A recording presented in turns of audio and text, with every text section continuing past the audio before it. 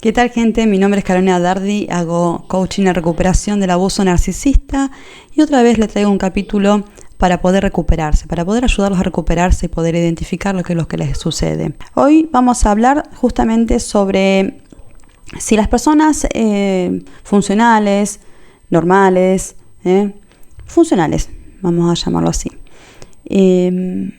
pueden devenir en narcisistas. Bueno, ya está bastante documentado el hecho de que las personas que han sufrido trauma complejo empiezan a desplegar comportamientos narcisistas y psicopáticos. Adquieren de manera superficial estos rasgos narcisistas y psicopáticos justamente, y la empatía se reduce drásticamente y la consciente capacidad de empatizar. Esto es un denominador común a todas las víctimas, a todas las personas traumatizadas en sí. Así las cosas, las víctimas de abuso prolongado o por unos meses o por unos años, por unos cuantos años, por lo general sucede con el abuso narcisista, su conducta puede devenir indistinguible con la conducta de los narcisistas, incluso de las personas psicópatas. Afortunadamente esto es reversible. Es reversible en un proceso terapéutico en donde gradualmente se va desarticulando todos estos rasgos.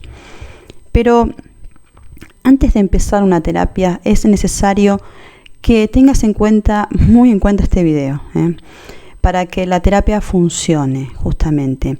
Ya sabemos de videos anteriores, la gente que está en mi canal, que las voces de los narcisistas juegan en contra de cualquier recuperación, en contra de cualquier proceso de reconstrucción de uno mismo. Por ende, juegan en contra de una terapia, por supuesto. Juegan en contra del mindfulness, incluso. Los ejercicios de mindfulness son muy difíciles de hacer cuando vos tenés la voz del narcisista en tu mente. Juegan en contra de las voces positivas que algunas veces tuviste como introyectos en tu mente y que han sido silenciadas. Hay que tener muy presente que para desarrollar una autoestima saludable hay que autoconocerse, es necesario este proceso de autoconocimiento, pero tenés que aprender sobre vos mismo, no basándote en las voces introyectadas que tenés del narcisista, porque en este caso cualquier cosa que aprendas contra vos mismo va a ser usado en tu contra. Es lo mismo que cuando sos arrestado, que todo lo que digas vas a ser usado en tu contra en una corte. Mientras esté ese introyecto del narcisista en tu mente presente, todo autoconocimiento va a ser en contra. ¿Por qué?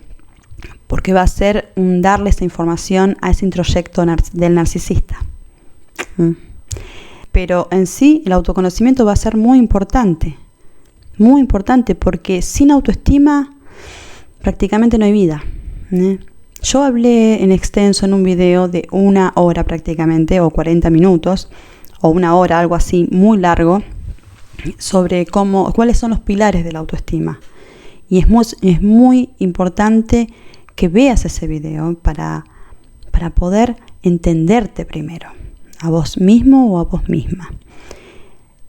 Lo primero que hay que hacer para depurar estas voces de narcisista, es dejar de considerarte una víctima.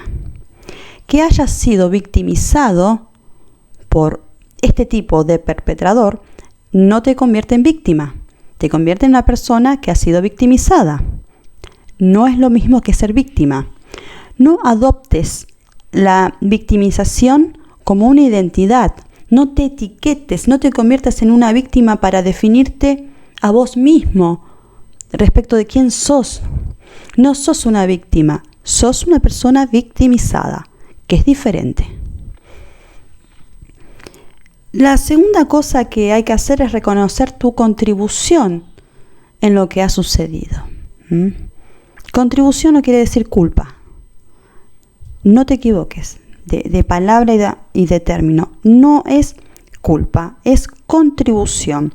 Si negás que hayas tenido alguna contribución, porque la culpa no sabes despejar lo que es contribución, responsabilidad y culpa, que son términos diferentes, Y son términos, palabras y pensamientos que te llevan a caminos diferentes, porque la culpa siempre te va a llevar a un camino de depresión, de autosabotaje, o un camino de incluso de atacarme, a mí por este video, por estas palabras, porque es una manera reactiva de decir, no, yo no tuve la culpa, yo no tuve nada que ver, yo no contribuí en nada. No, termina de escuchar y diferencia estos términos para acomodar las emociones, para ponerle orden.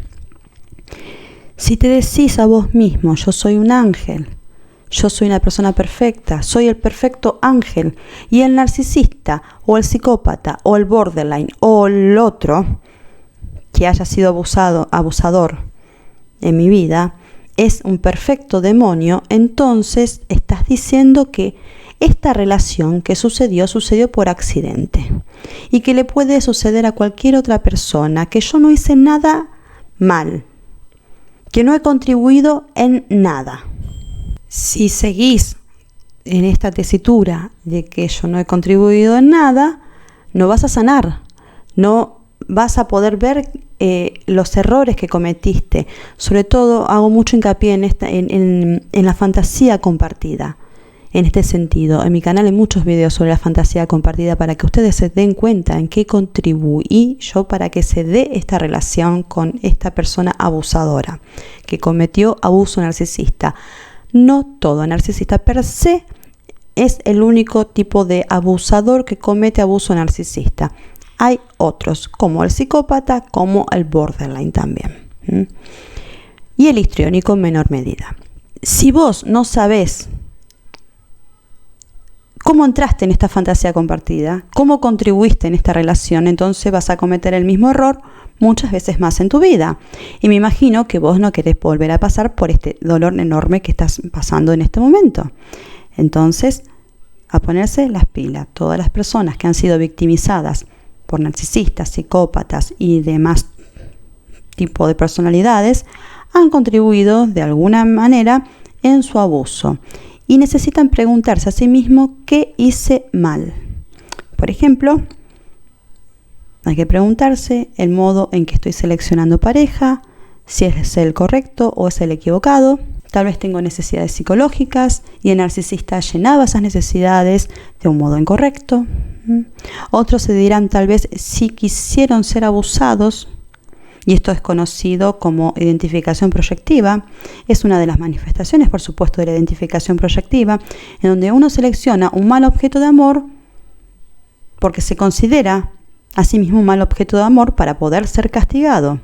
Tal vez yo sea autodestructivo, tal vez me urge autocastigarme porque no me quiero a mí mismo lo suficiente.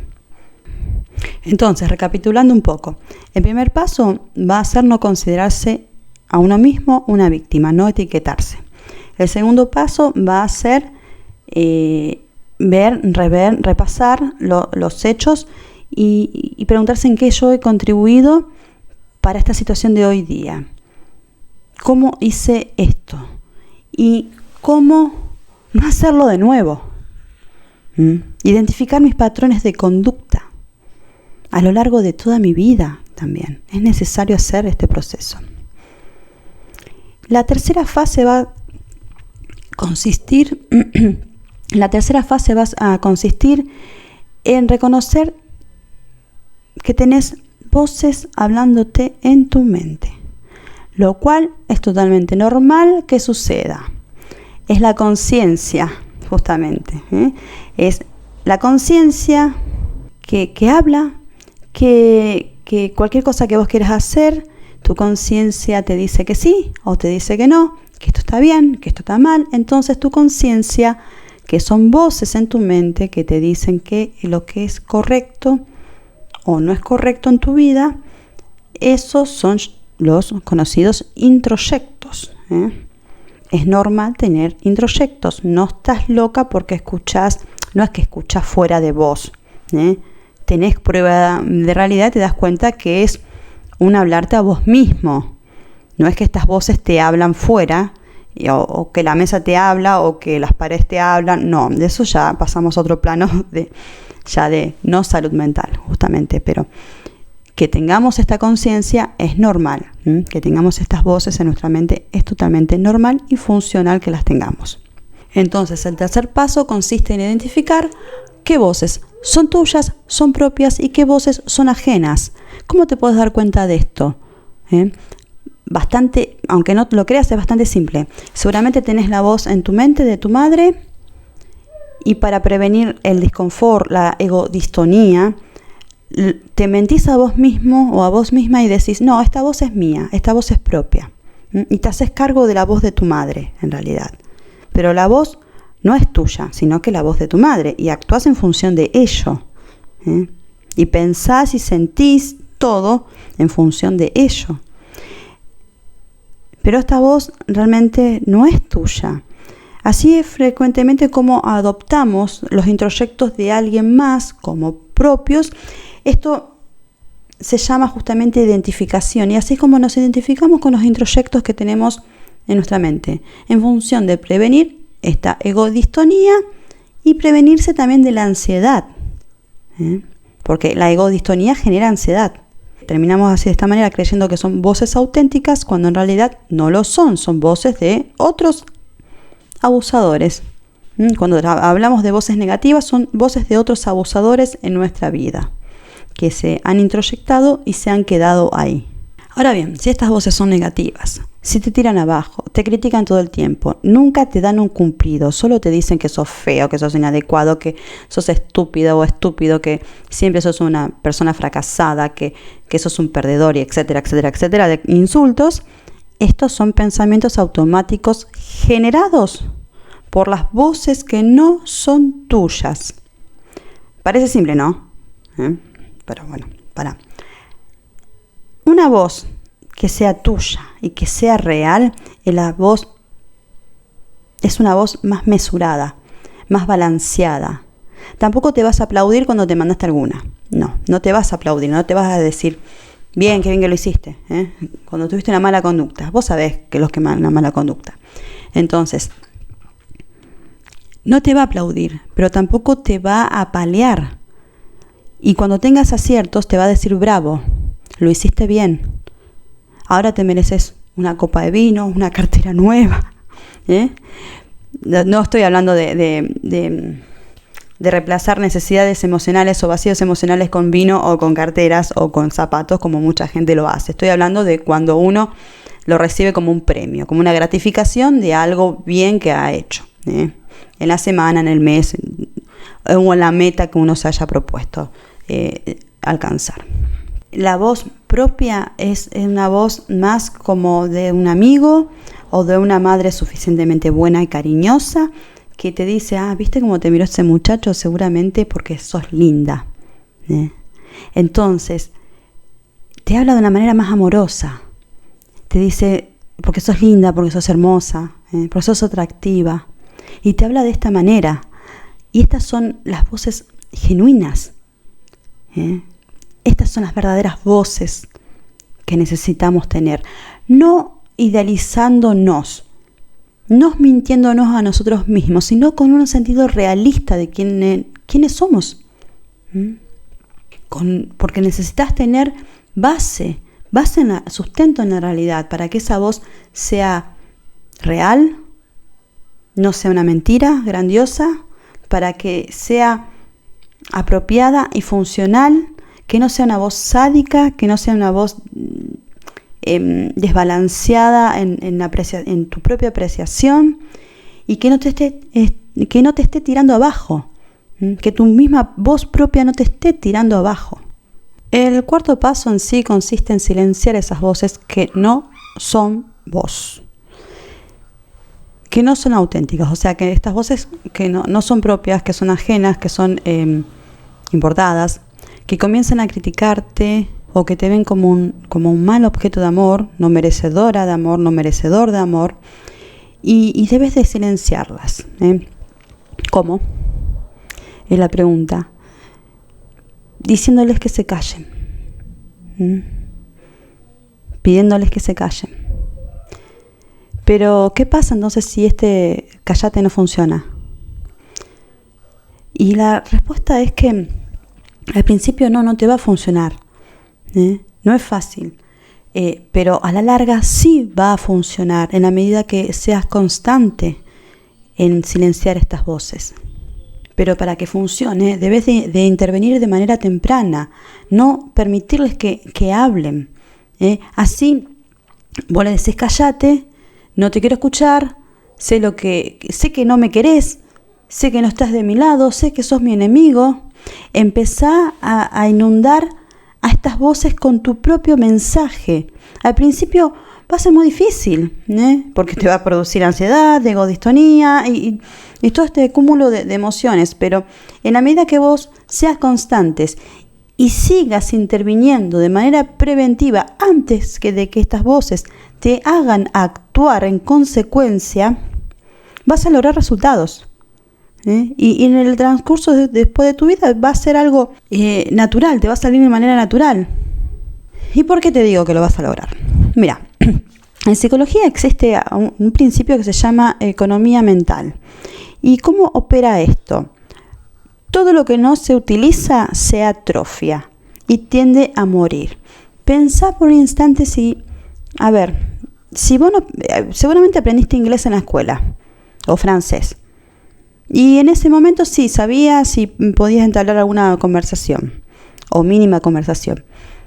Pero pasaron muchos años y seguramente que ese conocimiento quedó muerto. ¿Por qué? Porque cayó en desuso. Entonces murió ese conocimiento en sí. Entonces, si tenés algo dentro tuyo que no se usa, lo vas a terminar perdiendo. Y así, si tenés este tipo de voces y trabajás en callarlas todo el tiempo, con el transcurso del tiempo, siendo constante, estas voces van a terminar muriendo por no ser utilizadas. Y esto es lo que se hace justamente en las terapias cognitivas conductuales. Se identifican estos pensamientos automáticos negativos como yo soy siempre un perdedor, yo soy demasiado gorda, soy demasiado vieja, ya es tarde para mí, soy demasiado fea o feo, nadie va a querer tener una cita conmigo. Justamente hay que identificar esas voces que están equivocadas. ¿Y cómo se hace esto? Forzándote a utilizar otro tipo de voces, otro tipo de información, pero que esté, no que sea información grandiosa, sino que esté en la realidad. Por ejemplo, si vos te decís, yo soy fea, nadie va a querer tener una cita conmigo, o soy gorda, o soy vieja, nadie va a querer tener una cita conmigo, entonces pregúntate cuántas citas tuviste en este último año o en estos últimos 5 años. Entonces tu respuesta va a ser positiva, seguramente citas has tenido. Entonces no es verdad que nadie quiere tener una cita con vos. Esto no puede ser verdad. Y así el pensamiento negativo va a ir, este pensamiento automático negativo va a ir desapareciendo gradualmente por el desuso. Ahora bien, si vos no terminas este trabajo de depurar tu mente de introyectos negativos, de depurar tu mente del introyecto del narcisista, el narcisista, la voz del narcisista, no el narcisista en sí, sino la voz del narcisista va a dominar la terapia y va a tender a abusar del terapeuta o de la persona que haga un coaching especializado en recuperación del abuso narcisista. Yo esto lo veo muchas veces en las citas con la gente que atiendo o que he atendido también. Es por ello que las personas victimizadas por el abuso narcisista se quejan que el terapeuta o el asesor, la persona que los está acompañando en su recuperación, muchas veces se termina siendo amigo o colabora con el narcisista o con las voces de este narcisista. En realidad no porque tenga contacto con tu expareja narcisista. Y esto en algún punto es un poco verdad. ¿Por qué? Porque el terapeuta como ser humano, porque antes de ser profesional es un ser humano, va a reaccionar muy fuertemente a las voces del narcisista. El profesional, el terapeuta o este consejero necesita de tu ayuda, de tu colaboración para poder ayudarte a reconstruirte. No es cuestión de estar en un proceso terapéutico, en un proceso de recuperación del abuso narcisista y tirarte al piso y que el otro te levante, que el otro sea el que te arregle, como si vos fueses una máquina. Es importante que vos te comprometas y también pongas de tu parte. No es magia esto.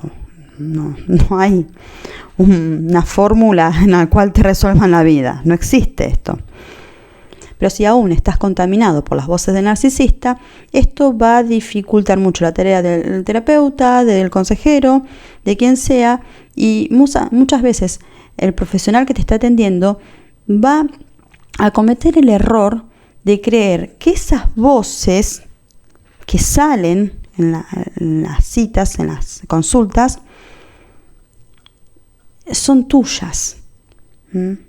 Va a creer que esas voces negativas son tuyas y que no son importadas, que no son las voces del narcisista. No se va a dar cuenta exactamente. Y esto le puede pasar hasta al mejor terapeuta, porque interactúa con vos. Si vos no comunicás que estas voces no son tuyas, entonces la otra persona no se va a dar cuenta, y va a redundar en tu perjuicio, porque estas voces van a estar colaborando en contra tuya y en contra de la terapia y en contra del terapeuta también. Se sabe, todo profesional de la salud mental no quiere tener, la gran mayoría no quiere tener, excepto que se especializan, no quieren tener en su consulta narcisistas y personalidades borderline. No los quieren. ¿Por qué? Porque ellos corrompen sus terapias, infectan al terapeuta, obstaculizan su recuperación. Por ello es que tenés que tratar de llegar a un proceso terapéutico lo más libre posible de estos introyectos, de estos abusadores, porque si no vas a terminar comprometiendo, como lo hacen ellos, tu proceso de recuperación. Lo más difícil en este proceso justamente de recuperación es admitir tu colaboración tu contribución en esta relación. Implica, se patalea mucho por esto. Las personas se enojan muchísimo, no quieren, yo soy una víctima, él me hizo, él me dijo, él, y esto y lo otro. Bueno, pero ponerte en un lugar de víctima, y no asumir que esto sucedió en un proceso de victimización, de entrenamiento, pero que yo también colaboré. No reconocer esto te coloca en una situación de ser un objeto. Significa que estás cosificado, pero sola o solo te estás cosificando en este caso. Si te decís, yo no hice nada, yo no he contribuido en nada, entonces el narcisista vino, te usó, te dejó como un objeto. Estás poniendo lejos de vos tu sentido de autonomía, tu independencia, tu poder de tomar decisiones y elecciones. Y estás ayudando de esta manera al narcisista, porque el narcisista quiere justamente eso, un objeto, una persona que no elija. Cada vez que decís yo soy un ángel y él es un demonio, y que esto sucedió porque fue un accidente, o porque tenía que pasar, o por el destino, por lo que sea, te estás colocando en un lugar, en ese lugar. Estás ayudando al narcisista a creerte que sos una cosa, que sos un objeto. Y que no sos un ser humano. Porque los seres humanos hacemos elecciones, tomamos decisiones, los humanos somos responsables de nuestras acciones, somos responsables incluso de nuestras inacciones. Los humanos no estamos aquí solamente porque las cosas suceden porque sí. Por eso yo no comparto esa idea de esa frase de yo como imán humano, yo como imán humano de narcisistas. No.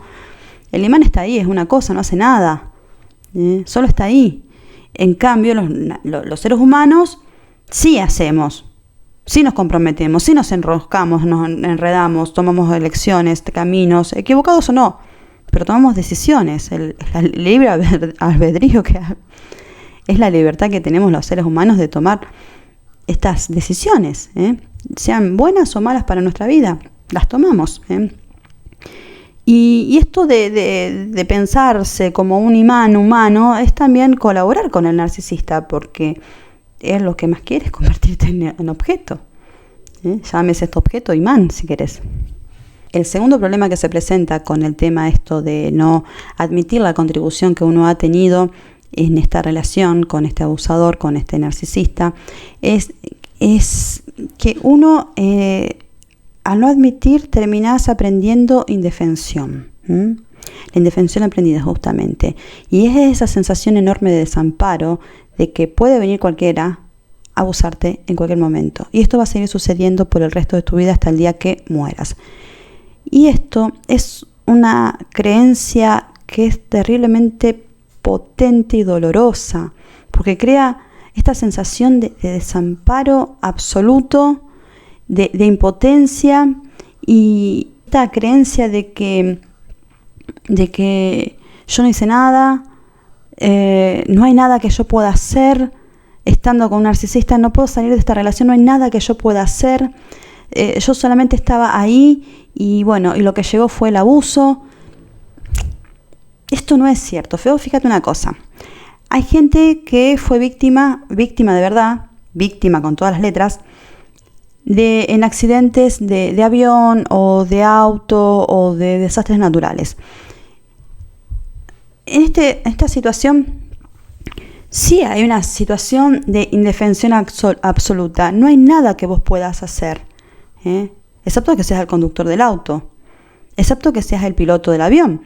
Pero si el piloto del avión, por fallas humanas en tierra, en el servicio mecánico del avión, hubo fallas humanas y no se repararon, o el avión tenía defectos de fabricación o lo que sea, tampoco hay algo que el piloto pueda hacer. Entonces estas personas desarrollan, los sobrevivientes, si sobreviven, desarrollan estrés postraumático complejo. ¿Por qué? Porque hay una situación real de inescapabilidad.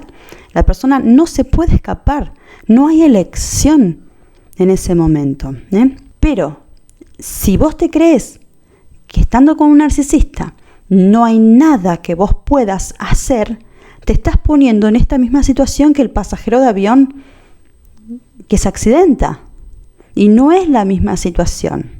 Así que si vos tenés esta fuerza y crees que hay algo que vos puedas hacer para escaparte de esta relación desfavorable, de esta relación inconveniente, de esta relación desafortunada, si vos crees que hay algo que vos puedas hacer, nunca vas a desarrollar estrés postraumático y encima del complejo. Nunca te va a pasar. Nunca vas a tener los efectos del estrés postraumático complejo. Por otra parte, hay que pensar también de que esto de la inescapabilidad puede ser real, como lo describí anteriormente, en el accidente de avión, de auto o desastres naturales.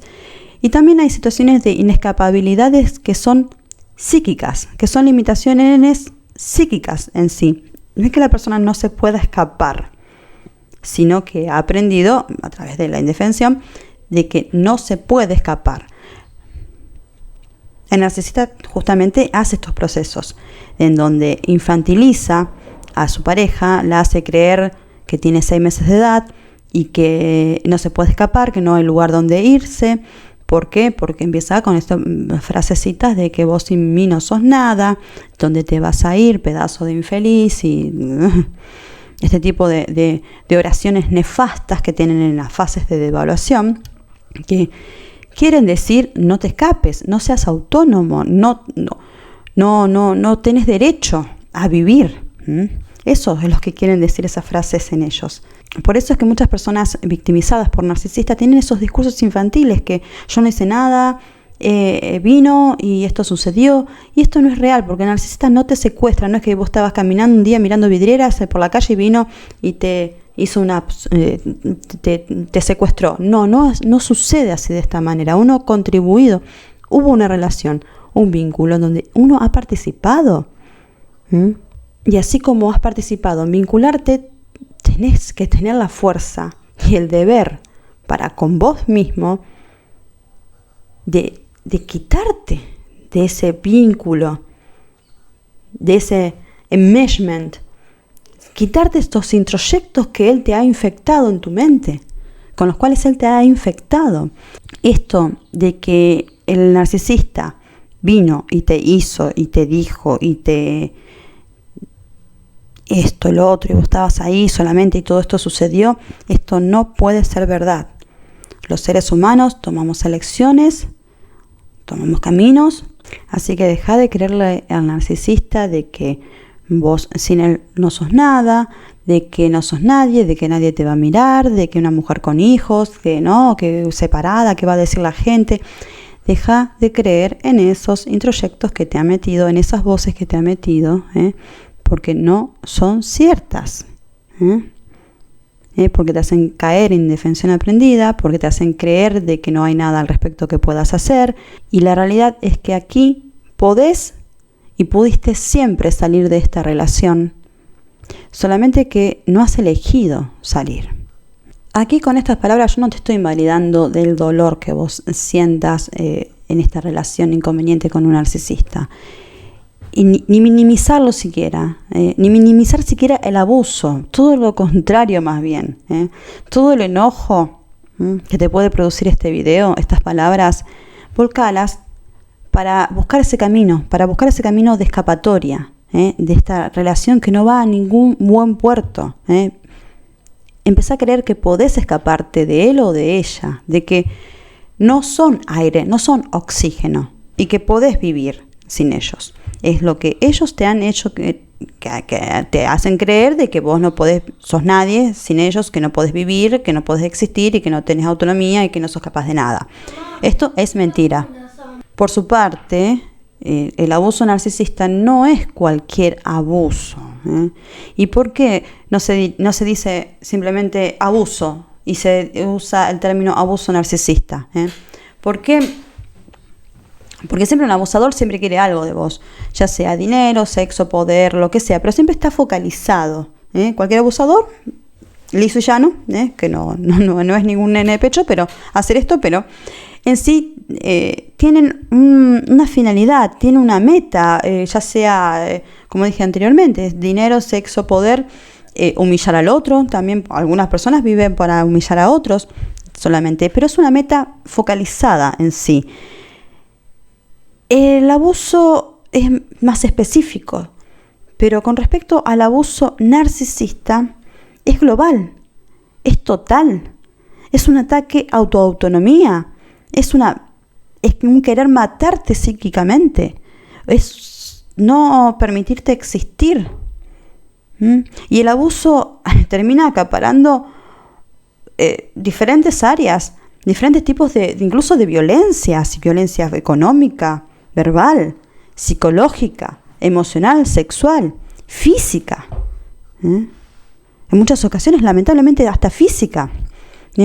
Y un ataque psíquico al punto de matarte, de privarte de autonomía e independencia como ser humano. Ataca tus derechos humanos, introyectando en tu mente poderosos introyectos que ellos hacen creer que son tuyos incluso, y funcionan para prevenirte de que no te desvíes de la imagen idealizada que ellos construyeron en su mente de vos. El apartarte tiene la finalidad de apartarte de amigos, de familiares, de negarte la posibilidad o la oportunidad de viajar, de trabajar, de estudiar, de lograr cualquier tipo de independencia. Es un ataque total a tu vida. El daño es total en tu mente. Y a veces el daño es en el cuerpo, en la salud física y hasta en la vida. Si no, estudien un poco, vean la historia de Enrique VIII, el rey de Inglaterra, que es lo que le sucedía. Aniquilaba, en la fase de devaluación, aniquilaba a sus esposas directamente. Por ello es que cuando hay un abuso narcisista, la persona tiene que hacer todo un proceso de reconstrucción. No solamente de recuperación, es reconstruirse, porque uno se puede recuperar de un abuso, de una estafa económica, uno se puede recuperar, de lesiones físicas uno se puede recuperar, de una infidelidad, que es un trauma, uno se puede recuperar. Pero esto implica un proceso de reconstrucción, un proceso de volver a construirte a vos mismo, después de toda la devastación que hizo esta persona en tu vida. Si te gustó este video, dale like, compartilo con gente que lo esté necesitando. No te olvides de suscribirte al canal para seguir beneficiándote de este contenido. Si querés una cita conmigo, lo podés hacer a través de mis redes sociales que figuran en la cajita de descripción. Nos vemos luego. Bye bye.